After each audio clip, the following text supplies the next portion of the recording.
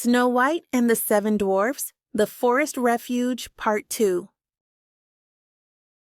Snow White was alone in the great dark forest, and she did not know what to do and where to go. The trees seemed to whisper to each other, scaring Snow White, who began to run. She ran over sharp stones, through thorns. And just as evening was about to fall, some little birds gathered around her and started to pull her scarf. She realized that they want to show her something.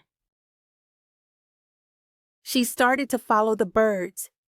Suddenly, she saw a strange little house and went inside for shelter with the birds. Inside the house, everything was small but tidy. There was a little table with a tidy white tablecloth and 7 little plates with food on it. Against the wall, there were 7 little beds, all in a row and covered with quilts. Snow White was so hungry. She ate a few vegetables and a little bread from each little plate, and from each little cup, she drank a little bit of milk.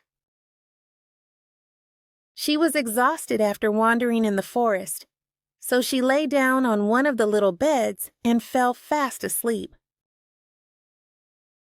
After the dark, the owners of the house, the 7 dwarfs, returned home.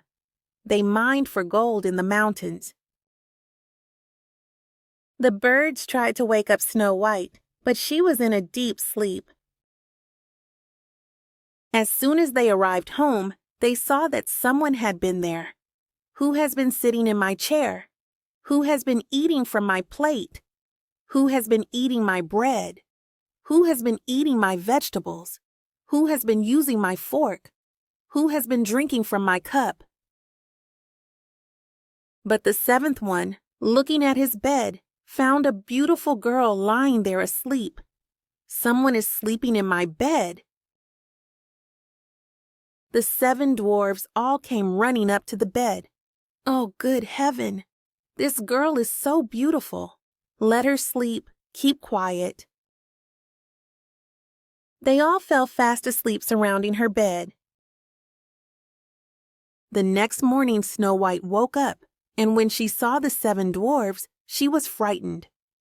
The dwarfs woke up hearing her shouting, "Don't be scared! Don't be scared! We are the dwarfs. You are in our house." "What is your name?" "My name is Snow White. How did you find your way to our house?" Snow White told them about her whole story.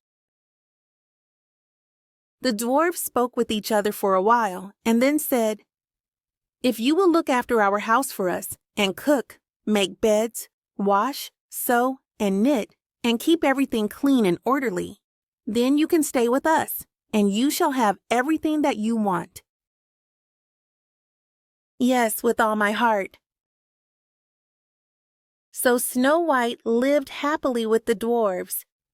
Every morning, dwarfs went into the mountains looking for gold, and in the evening, when they came back home, Snow White had their meal ready and their house tidy. During the day, the girl was alone, except for the small birds and animals of the forest that she often played with. Mirror, mirror on the wall, who in the world is fairest of all? You, my queen, are very fair. It is true. But Snow White, beyond the mountains with the 7 dwarfs, is still 1,000 times fairer than you. No! That white girl is still alive. The huntsman had fooled me. I'll teach him a lesson later, but for now, I have to kill the Snow White. But how? How? Tell me how. She realized that she had broken the mirror in anger. The queen thought and thought and thought again. How could she get rid of Snow White?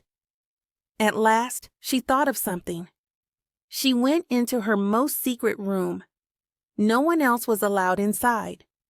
There, she made a poisonous apple. The apple had been made so artfully that though it was poisonous, it looked beautiful and fresh from outside. Then, with her magic, she disguised herself as an old peddler woman.